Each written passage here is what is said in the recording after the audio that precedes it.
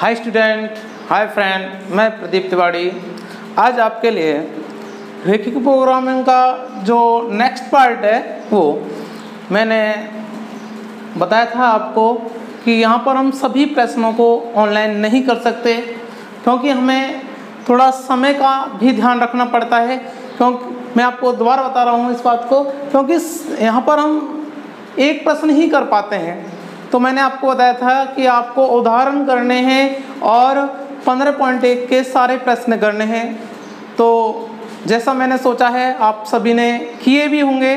तो किसी एक का ही कमेंट बॉक्स में आया है कि आपको क्वेश्चन नंबर 3 और क्वेश्चन नंबर 5 ये कराने हैं आपको। तो क्वेश्चन नंबर मैं 3 कराता हूँ, फिर आपसे बता रहा हूँ आपके लिए कि आपको उदाहरण और प्रश्न सभी करने हैं, और जो भी नहीं हो वो कमेंट बॉक्स में ज़रूर लिखें। तो मैं जो क्वेश्चन नंबर 3 है, क्वेश्चन नंबर जो 3 है उसको कराता हूँ। क्वेश्चन नंबर जो 3 है उसको आपने सारणी वारणी में थोड़ी सी प्रॉब्लम नहीं आ रही होगी। z बराबर माइनस के 50x प्लस 20y, ये तो क्या है, हमारा उद्देश्य फलन है। और जो इस पर किसका मान निकालना है, देखो प्रश्न आपके पास है, ये न्यूनतम निकालना है। क्या निकालना है?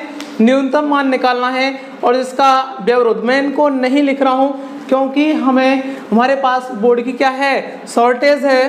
तो जो इसका जो व्यवरोध है वो है 2x माइनस के बाई बड़ा है -5 से। नेक्स्ट इसमें 3x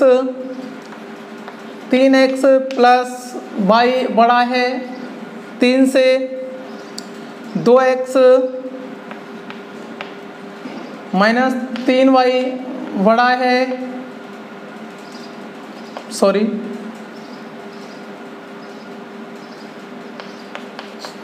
छोटा है 12 से। x बड़ा है 0 से और y बड़ा है 0 से। ये हमारे पास प्रश्न है। अब इस प्रश्न को हमें क्या करना है, सॉल्व करना है, न्यूनतम मान निकालना है। इसका क्या निकालना है, न्यूनतम मान निकालना है। देखो आपको कोई भी प्रश्न में कोई भी कंफ्यूज है तो उसको आप मुझे दोबारा बता दें, ठीक है। लेकिन देखो थोड़ा ऑनलाइन पढ़ाने में थोड़ी सी लगता है, जैसे ऑफलाइन में ज़्यादा समझ में आती है, ऑनलाइन में थोड़ा सी कम, ठीक है। ज़्यादा डिफरेंस नहीं होता है, हालांकि डिफरेंस होता है, क्योंकि ऑफलाइन में बच्चे क्या है तुरंत की तुरंत पूछ लेते हैं कि सर ये कैसा आ गया, क्या आ गया, ठीक है। लेकिन ऑफलाइन में तो हम किससे ऑनलाइन में हम किससे पूछ सकते हैं, कमेंट करके ही पूछ सकते हैं। तो फिर कह रहा हूँ आपसे कि जो भी प्रॉब्लम है कमेंट करें, आपकी प्रॉब्लम 101% सॉल्व होगी। जो भी मैं टॉपिक पढ़ाऊँगा आपको उसमें कोई भी कैसी भी समस्या नहीं होगी, क्योंकि मेरा पढ़ाने का तरीका यही है कि आपको कोई भी समस्या नहीं होनी चाहिए, ठीक है।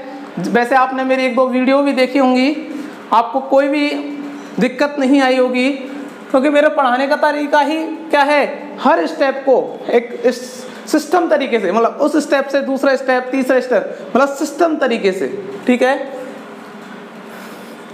और मैं हमेशा एक ही मेथड से पढ़ाता हूँ।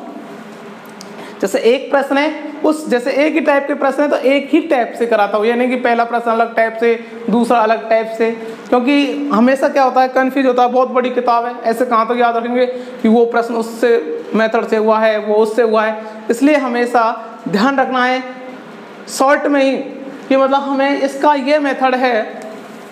अब देखते हैं, मैंने बताया था आपके लिए कि सबसे पहला हमारा काम है कि जो असमीका है, देखो जो असमीका है उस असमीका के संगत समीकरण बनाने हैं। फर्स्ट स्टेप था, जो हमारे पास असमीका थी उस असमीका से हमें क्या करना है, संगत समीकरण बनाना है। और संगत समीकरण से हमें क्या करना है, सारणी बनानी है। और हमें सारणी बनाने के साथ साथ उसका हमें देखना है कि इसका क्षेत्र मूल बिंदु की ओर होगा या मूल बिंदु के विपरीत ओर होगा। यदि मूल बिंदु की ओर कब होगा, जब वो असमीका संतुष्ट होती है। मूल बिंदु पर, यदि मूल बिंदु पर असमीका क्या है, संतुष्ट होती है, मतलब x और y के मान यदि हम 0 रखते हैं और हमारी असमीका है वो संतुष्ट हो जाती है, तो वो क्या हो जाएगा, मूल बिंदु की ओर होगा उसका क्षेत्र। किधर होगा, मूल बिंदु की ओर होगा क्षेत्र। यदि असमीका संतुष्ट नहीं होती है, x का मान 0 और y का मान 0 रखने पर असमीका संतुष्ट नहीं होती है, तो उसका क्षेत्र मूल बिंदु के जस्ट विपरीत होगा। ये बात मैंने आपको बता चुका हूँ। तो ये स्टेप तो आपको करनी है सभी प्रश्नों के अंदर। तो पहला स्टेप है कि असमीका को किस में चेंज करना है, समीकरण में चेंज करना है। तो मैं असमीका को समीकरण में चेंज नहीं कर रहा हूँ क्योंकि बोर्ड की प्रॉब्लम है, आप स्वयं कर लें। तो बस मैं यहाँ पर डायरेक्ट ही कर रहा हूँ कि जो असमीका है उसको हमने किस में चेंज कर दिया है, समीकरण में चेंज कर दिया है, और उसकी मैं क्या बना रहा हूँ, आपको सारणी बना रहा हूँ। तो पहले जो इसको चेंज करेंगे असमीका को समीकरण में, तो इसके स्थान पर किसका चिन्ह आ जाएगा, बराबर का चिन्ह आ जाएगा, और इसकी हम क्या बना रहे हैं, सारणी। पहला जो समीकरण है, जहां तक मेरा अंदाज है आप सभी समझ चुके होंगे, असमीका को हमने किस, देखो मैं लिख देता हूँ बस फिर मिटा दूंगा। असमीका को हमने किस में चेंज कर दिया है, समीकरण में चेंज कर दिया है। किस में चेंज कर दिया है, समीकरण में चेंज कर दिया है। अब समीकरण के बाद हम क्या बनाते हैं, सारणी बनाते हैं। एक बार x और नीचे y, x का मान यदि हम 0 रखें, x का मान हम क्या रखें, 0, x का मान 0, तो 0 से जो टकराएगा तो ये पूरा पद क्या हो जाएगा, 0, y बराबर माइनस के 5, माइनस से माइनस कैंसिल, y का मान कितना आ जाएगा, 5। यदि हम y का मान 0 रखते हैं, y का मान क्या रखते हैं, 0, तो 2x माइनस y की जगह हम 0 बड़ा है किससे, -5 से, तो 2x, सॉरी समीकरण में चेंज करेंगे इसको, तो हमने y की जगह 0 रखी दिया, तो x बराबर क्या जाएगा, -5/2, -5/2। यहाँ तक किसी को प्रॉब्लम है क्या? अब देखते हैं कि ये जो असमीका है संतुष्ट है या नहीं है। जो हमारी असमीका है ये हमारी संतुष्ट है या नहीं है, इसको हम चेक करेंगे। तो देखो x की जगह 0,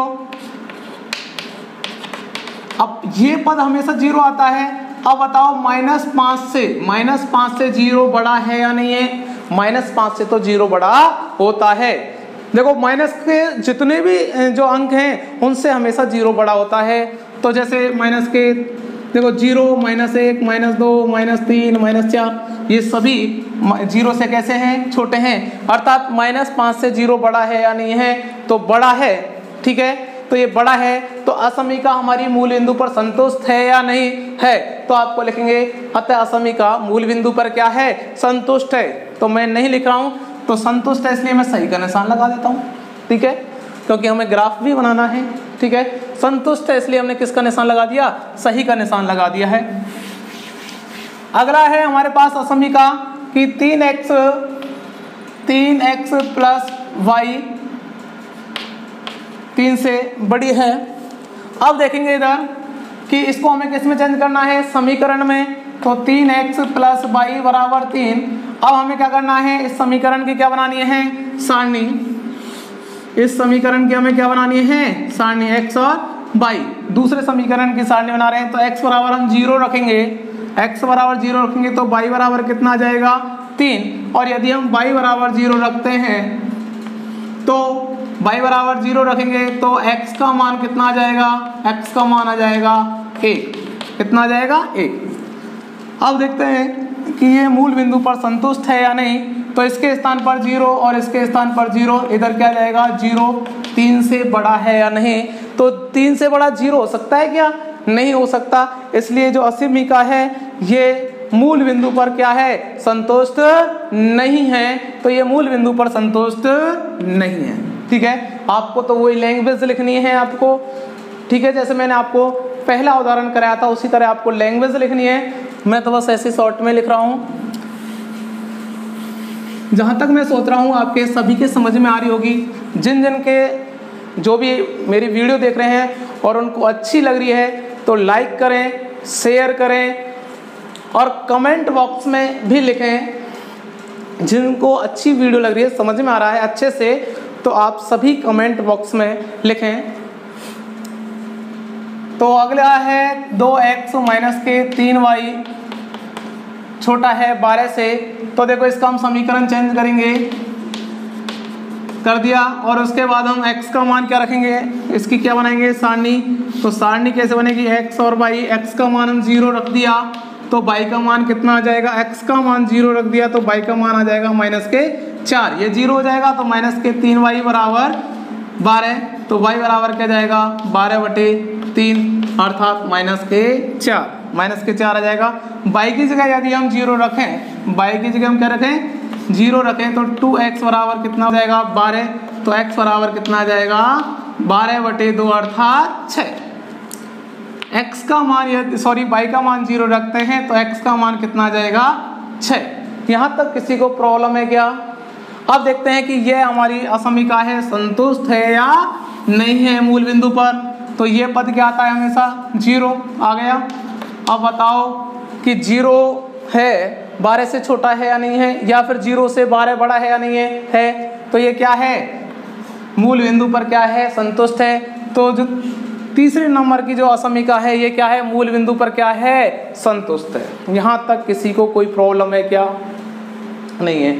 एक बार फिर से बता देता हूँ, हमारा स्टेप है जैसे यहाँ देखो ये तो होता है उद्देश्य फलन और ये कैसे क्या होते हैं व्यवरोध। व्यवरोध का मतलब होता है शर्त, ठीक है। ये हमें उद्देश्य फलन मतलब जो हमें कोई भी कंपनी है या कुछ भी है उसमें अधिक से अधिक कितना प्रॉफिट हो सकता है, कितना लॉस हो सकता है, ठीक है। न्यूनतम से न्यूनतम कितना प्रॉफिट हो सकता है, कितना हमें इसमें क्या अधिकतम और न्यूनतम दोनों निकालने होते हैं। तो इसमें आपसे क्या निकलवा रहा है न्यूनतम निकलवा रहा है। तो सबसे पहला काम है असमीका को समीकरण में चेंज करना। तो हमने असमीका को किस में चेंज किया समीकरण में, और समीकरण से हमें क्या बनानी है सारणी, और सारणी के बाद हमें देखना है कि जो असमीका है वो मूल बिंदु पर संतुष्ट है या नहीं है। तो उसकी जगह मूल बिंदु पर संतुष्ट है या नहीं, हमें पता है कि मूल बिंदु के निर्देशांक 0,0 होते हैं, अर्थात 0,0 x का मान 0 और y का मान भी 0 होता है। समझ में आ गई होगी यहाँ सबके। अब हम बात करते हैं इसके ग्राफ की। अब देखो ग्राफ बनाएंगे क्योंकि इसमें नेगेटिव पॉइंट भी है तो नेगेटिव भी बनाना होता है। ग्राफ सबसे ज्यादा इंपॉर्टेंट है।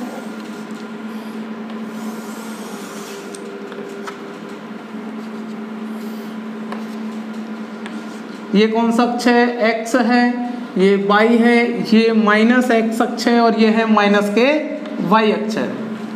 ये हमारा मूल बिंदु है 0,0 में यहाँ पर 1 2 3 4 5 6 1 2 3 3 4 5 6 1 2 3 4 5 6 1 2 3 4 5 6 ये सब माइनस के, ठीक है। देखो एक ग्राफ है। अब इस ग्राफ में हम सबसे पहले बात करेंगे, जैसे मैं कहूँ आपसे कि x अक्ष है, x का मान 0 से बराबर है तो ये किधर होगा ऊपर की साइड होगा इसका मान, ठीक है। और y अक्ष का किधर हो जाएगा इधर हो जाएगा, पॉजिटिव की साइड हो जाएगा। अब देखते हैं कि जो हमारी जो वैल्यू है, तो पहली जो आपकी असमीका है इसका हम क्या बनाएंगे लाइन बनाएंगे, रेखा बनाएंगे इसकी हम। तो पहले समीकरण की जो रेखा है तो देखो क्या है x का मान 0 y का मान 5, x का मान देखो यहाँ पर थोड़ा सा कंफ्यूज होता है। और वैसे देखो बोर्ड पर जो ग्राफ है वो एक्चुअल नहीं बन पाते हैं। ग्राफ में बहुत अच्छे से आपको ग्राफ में ही बनाने हैं, ठीक है। आपको किस में बनाने हैं ग्राफ में ही बनाने हैं। ग्राफ में जो पॉइंट हैं वो आके फिक्स पॉइंट आएंगे, कोई प्रॉब्लम नहीं होगी। तो देखो x का मान 0 और y का मान 5, x का मान 0 और y का मान 5 कहाँ है यहाँ पर है। x का मान 5/2, इसका मतलब क्या होता है 5/2 का मतलब होता है 2.5। कितना होता है देखो 5/2 इसका मतलब कितना होता है 2.5, किसके सॉरी माइनस के 2.5। इसको हमने क्या कर दिया है डॉटेड, ये माइनस में है ये क्या है प्लस में। इनको तो आप जानते होंगे अच्छे से, और हम स्केल की सहायता से इसको सीधा लिख देंगे। यहाँ तक आपकी कोई प्रॉब्लम है क्या, नहीं होगी। अब देखते हैं इसका क्षेत्र, इस मैंने सही का निशान लगा रखा है, इसका अर्थ है कि ये हमारा मूल बिंदु पर क्या है, संतुष्ट है, इसलिए इसका क्षेत्र किधर होगा, मूल बिंदु की ओर होगा। अब बताओ इस लाइन का मूल बिंदु किधर है, इधर है, तो इसका क्षेत्र किधर हो जाएगा, मूल बिंदु की ओर, तो मूल बिंदु की ओर होगा। कोई प्रॉब्लम किसी को, इसका क्षेत्र इधर होगा, ठीक है। अब देखते हैं अगली सारणी, x का मान 0, y का मान 3, x का मान 0, y का मान 3, x का मान 0 और y का मान 3, ठीक है। x का मान 1 और y का मान 0, x का मान 1 और y का मान 0, और यहाँ पर हम खींच देंगे एकदम से। अब बताओ ये जो क्षेत्र है मूल बिंदु की ओर होगा या मूल बिंदु के विपरीत, ये संतुष्ट कर रहा है क्या, ये संतुष्ट नहीं कर रहा है, तो ये किधर होगा, मूल बिंदु के विपरीत। तो देखो मूल बिंदु की ओर होता तो इधर होता, क्योंकि इसका मूल बिंदु इधर है, तो ये क्या है, मूल बिंदु के विपरीत है।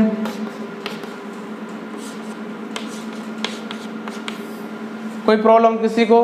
अब देखते हैं तीसरा पॉइंट, देखो ये क्या है, x इसकी ये असमिका है, इनको लिख देंगे हम इस पर, पहली असमिका, ठीक है, जहां भी जगह मिले आपको, यहाँ पर दूसरी असमिका, तीसरी असमिका, x का मान 4, y का मान, x का मान 0, x का मान 0 और y का मान -4, x का मान 0, y का मान -4, ठीक है, y का मान 0, x का मान 6, y का मान 0, x का मान 6, मिला दिया,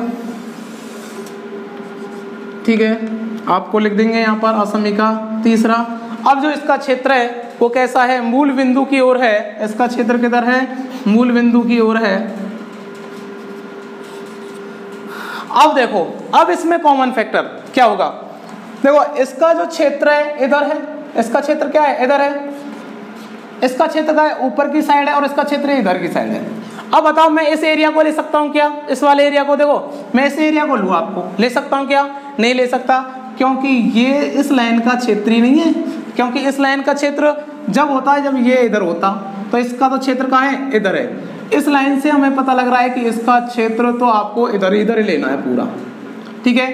तो अब इधर से तो नीचे हम सोचेंगे नहीं, क्योंकि इसका कहाँ आ रहा है, ऊपर की साइड आ रहा है, तो इधर तो हो ही नहीं सकता इसका कॉमन क्षेत्र।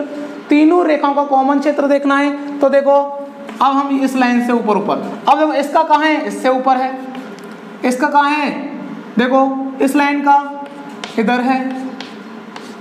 अब देखो इस लाइन का, देखो हम इधर भी नहीं ले सकते इसको, क्योंकि इसका भी जो पॉइंट है इधर है, तो जो इसका क्षेत्र है वो किधर हो जाएगा, यहाँ से ये वाला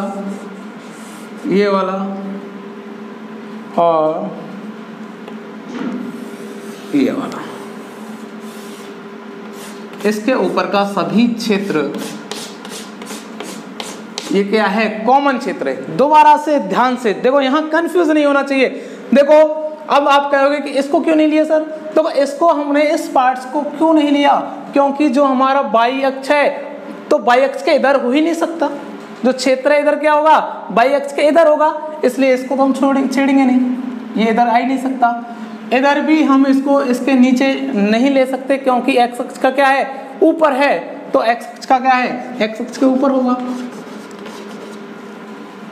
देखो यहाँ पर क्या है, एक्स अक्ष, एक्स का मान 0 से बड़ा है तो ऊपर होगा, इसका मान भी क्या है, मूल बिंदु से ऊपर होगा, तो देखो मूल इधर होगा इसका मान और इसका इधर होगा, तो ये इसका क्या हुआ, परिबद्ध क्षेत्र हुआ।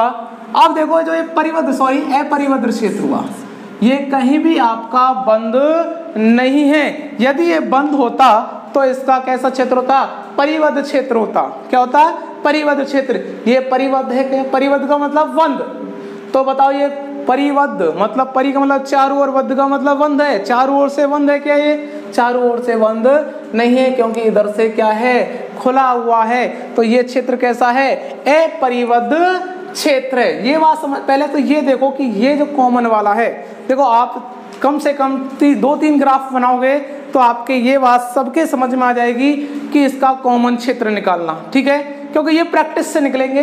तो देखो जैसे मैंने इसका कॉमन क्षेत्र निकाला अभी, वैसे कंफ्यूज नहीं होना चाहिए। देखो इस लाइन का ग्राफ इधर है, तो इसका मतलब इधर से नीचे तो क्षेत्र ही नहीं हो सकता। इस रेखा का इधर है ऊपर वाली रेखा का, तो देखो x के नीचे नहीं हो सकता, इधर y के इधर नहीं हो सकता। अब देखो इधर इसके ऊपर है, इस लाइन के इधर ले लेंगे क्योंकि ये लाइन इधर आ रही है, ठीक है, ये ऐसे इसका परिबद्ध क्षेत्र हो जाएगा। अब परिबद्ध जो अपरिबद्ध क्षेत्र है, सॉरी अपरिबद्ध क्षेत्र है, उसके शीर्ष कौन कौन से हैं?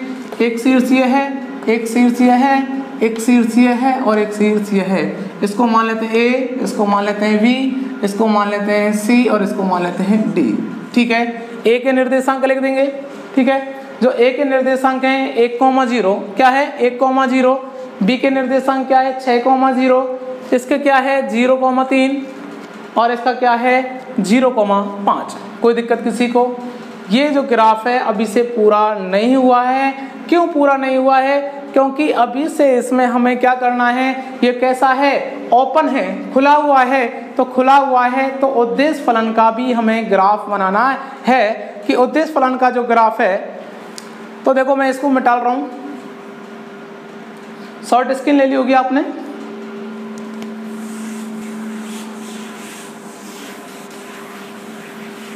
तो देखें इसका जो हमारे पास अधिकतम वैल्यू और न्यूनतम वैल्यू निकालनी है, तो देखो ये आप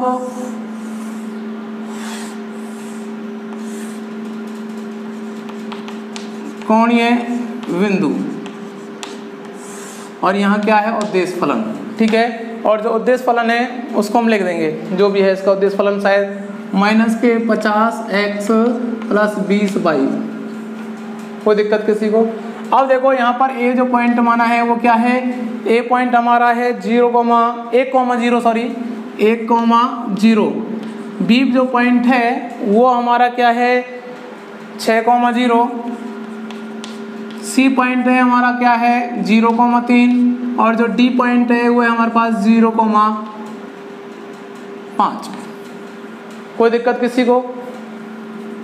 अब इनके x और y के मान रखेंगे, इसकी जगह हम 1 रखें तो -50 और 0, तो टोटल कितना जाएगा -50 6 300 और 0 कितना जाएगा -300, 0 आ जाएगा तो कितना जाएगा 1000 और इसको रखेंगे तो 0 सॉरी ये 3 है, 3 है तो कितना जाएगा 600 और ये कितना जाएगा 1000। यहाँ तक कोई प्रॉब्लम किसी को नहीं है? अब देखते हैं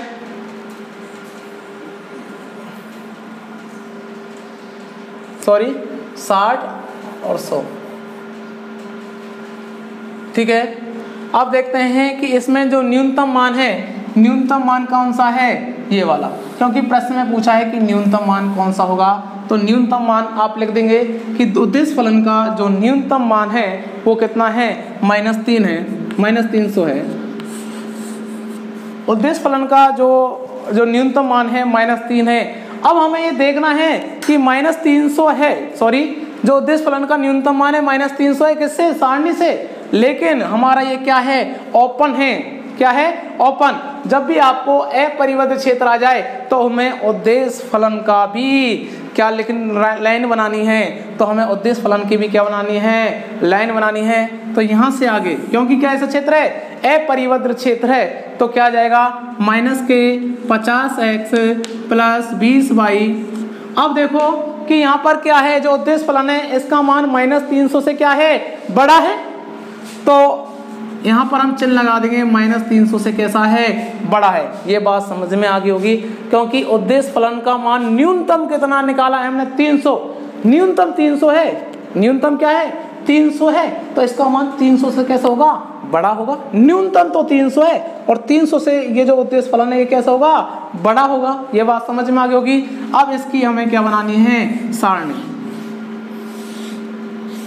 x और y, ठीक है। यदि हम x का मान 0 रखते हैं तो y का मान कितना आ जाएगा -15, और यदि हम y का मान 0 रखते हैं, y का मान हम क्या रखते हैं 0 रखते हैं, तो x का मान कितना आ जाएगा 6।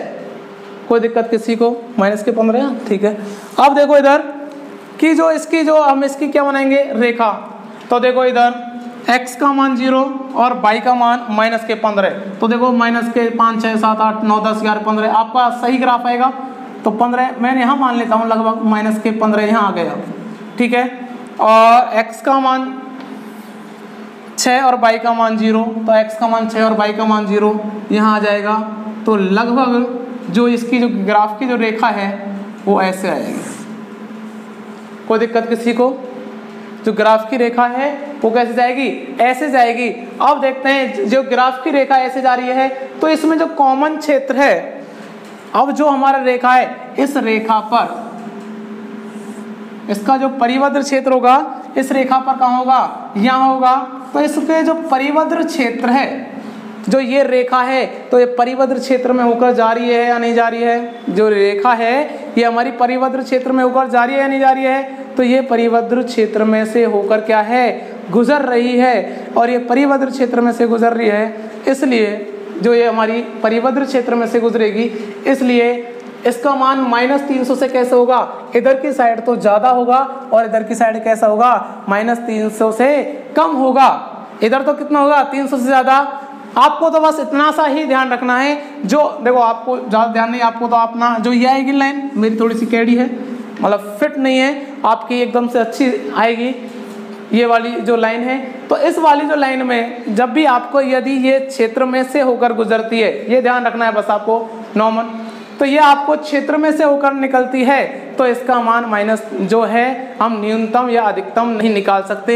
और यदि देखो जब भी आपका अपरिवद्र क्षेत्र आ जाए, ध्यान रखना है, जब भी आपका अपरिवद्र क्षेत्र आ जाए तो आपको इसकी लाइन लिख कर निकालनी है। किसकी? उद्देश्य फलन की। ठीक है, उद्देश्य फलन की जो लाइन निकालेंगे हम, तो उद्देश्य फलन की लाइन यदि आपकी अपरिवद्र क्षेत्र में से गुजरती है तो उसका हम उस उद्देश्य का हम ना तो अधिकतम और ना हम न्यूनतम मान निकाल सकते हैं। तो ये जो लाइन है हमारी उद्देश्य फलन में से इसमें से गुजर रही है, तो इसमें से यदि ये गुजरती है तो इसका हम मान नहीं निकाल सकते। ठीक है, इसका हम न्यूनतम इस फलन का हम न्यूनतम मान नहीं निकाल सकते। तो आज के लिए इतना ही काफ़ी है। थोड़ी सी प्रैक्टिस करेंगे, ग्राफ में ही थोड़ी सी प्रॉब्लम आती है। ठीक है, 1-2 प्रश्नों को प्रैक्टिस करेंगे। आप मेरे से यदि कमेंट में कमेंट करें, ठीक है, यदि आपके समझने में प्रॉब्लम आ रही है, क्योंकि ये थोड़ा सा ऑनलाइन है, तो ऑनलाइन में देखो ऑनलाइन से बेटर है, क्योंकि ऑफलाइन में स्टूडेंट पूछ सकता है कि सर ये कहाँ से ये पॉइंट क्या आ गया, तो ऑनलाइन में थोड़ा सा दिक्कत होती है। लेकिन आप मेरे से दोबारा भी पूछेंगे कोई भी प्रश्न को या समझ नहीं आए तो कमेंट बॉक्स में लिख दें, मैं आपको दोबारा भी बताऊंगा। कोई भी प्रश्न, जहाँ तक मेरा अंदाज है आपके समझ में आ गया होगा। यहाँ थोड़ा सा कंफ्यूज होता था कि यहाँ पर इसका आपको क्या करना है, इसकी रेखा बनानी है। ठीक है, इसकी क्या बनानी है? रेखा। और ये रेखा इसको अपरिवद्र क्षेत्र में से गुजरती है तो इसका हम मान नहीं निकाल सकते, बस इतना लिखना है आपको। ठीक है।